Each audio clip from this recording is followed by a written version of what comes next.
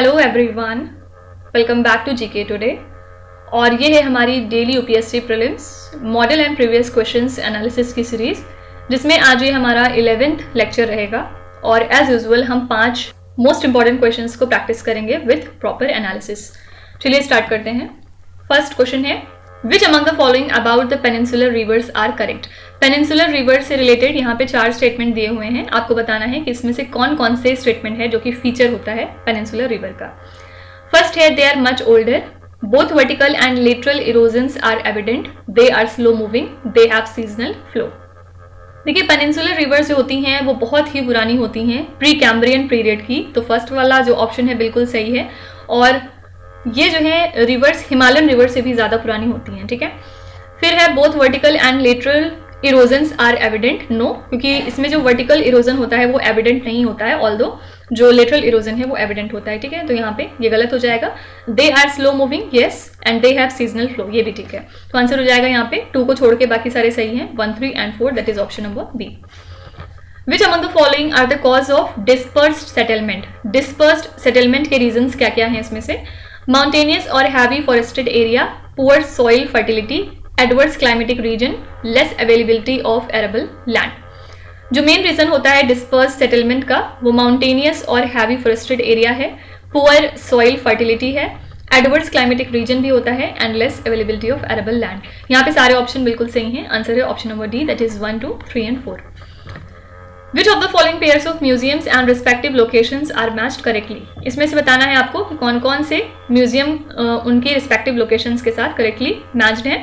Museum of modern art Visakhapatnam, food museum Thanjavur, rock museum Hyderabad.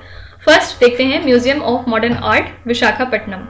जो museum of modern art है इन Caracas, ये proposed art museum है Venezuela में, न कि विशाखापट्टनम में।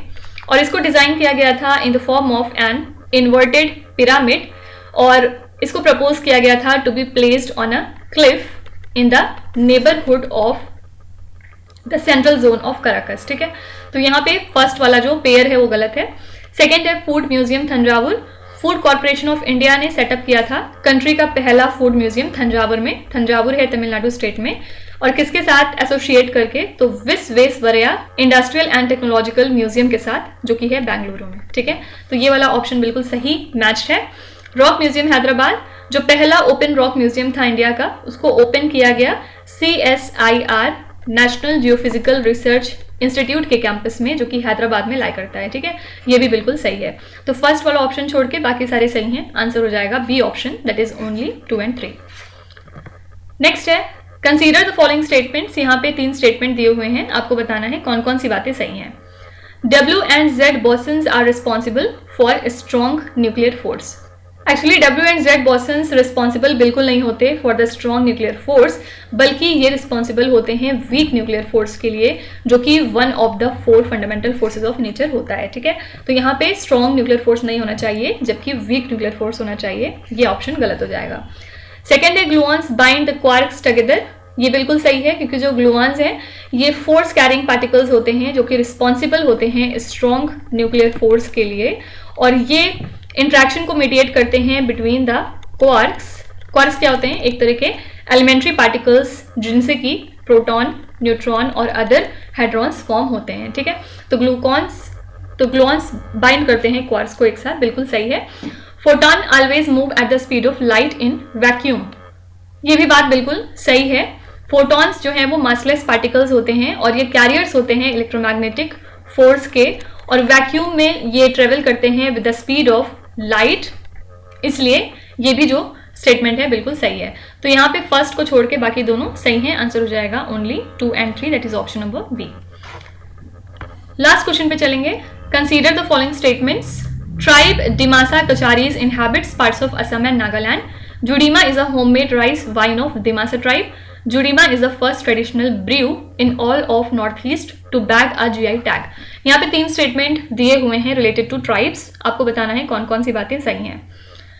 देखिए, अगर हम डिमासा की बात करें तो ये अर्लीस्ट नोन रूलर्स थे एंड सेटलर्स थे असम स्टेट के, और अब ये प्रेजेंट में रहते हैं सेंट्रल एंड सदर्न असम वाले हिस्से में, साथ ही कुछ हिस्सों में नागालैंड के भी, ठीक है। तो पहला स्टेटमेंट बिल्कुल सही है। और फिर उसके बाद जोड़ीमा की अगर हम बात करें तो ये एक होममेड राइस वाइन होती है असम की दिमासा ट्राइब जो कि फॉर्म करती है। इसी के साथ ये पहला ट्रेडिशनल ब्रू था in all of north east to bag a GI tag. ये भी बात बिल्कुल सही है थर्ड वाली। और ये सेकेंड प्रोडक्ट है from the hill districts of Karbi Anglong and Dima Hasao to get the GI tag. Okay, और मणिपुर की जो हथेई चिली है, इसके अलावा जो टैमिंगलोंग ऑरेंजेस होते हैं इनको भी जीआई टैग मिला है। ओके, तो यहाँ पे एक्चुअली तीनों ही स्टेटमेंट बिल्कुल सही थे। आंसर हो जाएगा option number D, that is 1, 2 and 3।